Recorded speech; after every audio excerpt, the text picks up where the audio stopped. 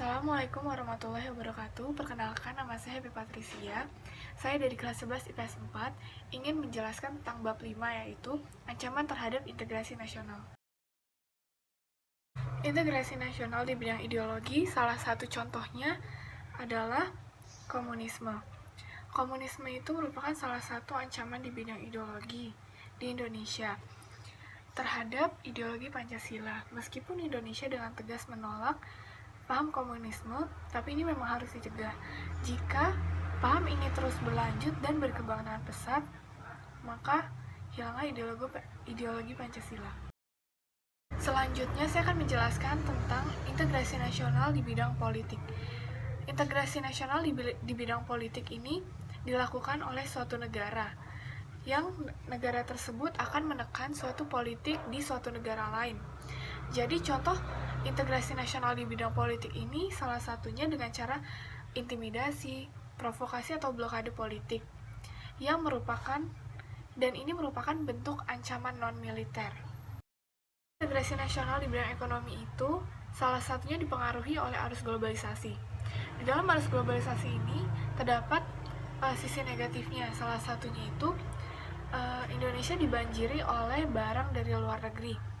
Dan seiring dengan perdagangan bebas terhadap suatu negara, yang perdagangan bebas ini tidak mengenal adanya batas-batas di dalam suatu negara, sehingga hal ini menyebabkan terdesaknya barang lokal dari barang luar negeri yang masuk Indonesia, sehingga barang atau produk lokal kalah saing dengan barang luar negeri.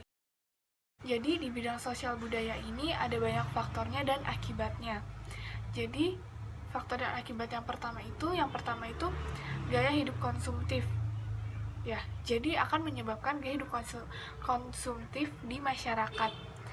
Contohnya itu kayak pengennya tuh memakai barang-barang luar negeri, pokoknya kayak membeli sesuatu yang kadang ujung-ujungnya tuh nggak kepake. Terus yang kedua, ada yang namanya mengakibatkan hedonisme.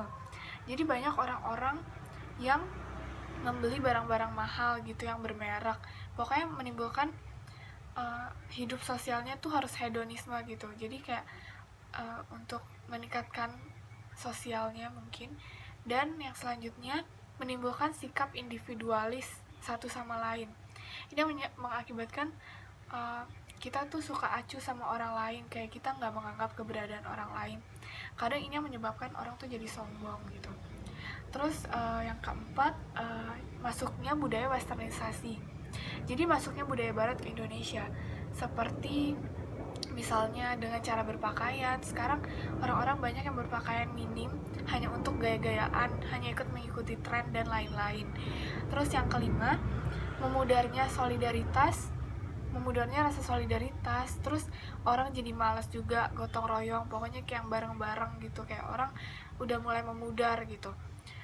Terus yang terakhir, melunturnya nilai-nilai agama sosial di masyarakat. Jadinya sebenarnya ini mungkin karena faktor dari masuknya westernisasi, sehingga nilai-nilai sosial dan nilai-nilai agama maupun nilai-nilai kemasyarakatan itu dikesampingkan oleh sebagian orang.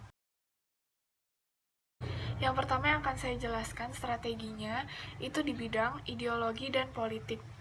Jadi ada beberapa hal yang harus dikedepankan saat kita melakukan strategi di bidang ideologi dan politik. 4 hal yang harus dikedepankan oleh globalisasi di dalam bidang ideologi dan politik ini, salah satunya mengedepankan rasa demokratisasi gitu. Jadi kita harus hidup demokratis gitu, kayak berpikiran yang demokrasi. Terus kedua, memberi kebebasan. Jadi kita dikasih bebas berpendapat, pokoknya kita dikasih kebebasan dalam mengungkapkan suatu hal.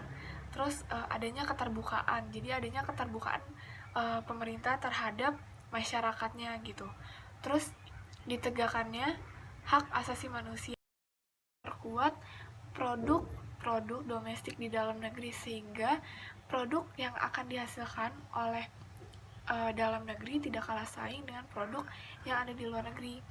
Terus selanjutnya, bidang pertanian itu seharusnya menjadi prioritas utama gitu. Karena bisa kita lihat di Indonesia, mayoritas itu penduduk Indonesia banyak juga yang bermata pencaharian sebagai petani gitu. Terus kita sebenarnya juga yang ketiga tidak boleh bergantung pada badan-badan besar gitu, badan-badan multilateral seperti IMF, terus World Bank atau Bank Dunia dan juga WTO. Terus selanjutnya negara kita juga harus memperkuat kerjasama dengan negara-negara lain. Cukup sekian penjelasan bab 5 tentang integrasi nasional dari saya.